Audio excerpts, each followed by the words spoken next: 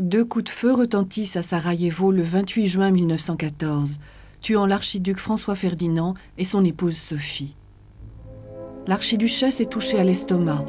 Elle est déjà morte quand son mari, blessé à la nuque, lui crie « Ma chère Sophie, ne meurs pas, vis pour nos enfants ». Il meurt 15 minutes plus tard.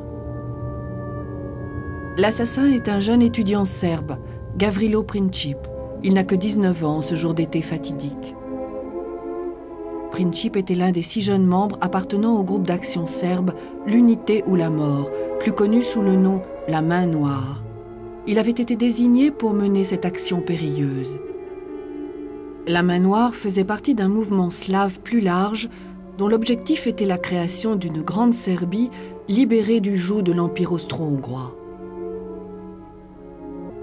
Le jeune activiste échappe à la peine capitale en raison de son âge, mais il meurt de la tuberculose en 1918 à seulement 23 ans.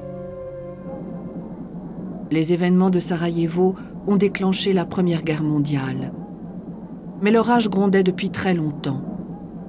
Depuis la Révolution française, 125 ans plus tôt. La sauvagerie de Madame Guillotine est devenue l'étrange symbole d'une démocratie qui se répand sur une grande partie de l'Europe et se propage ensuite avec les guerres napoléoniennes.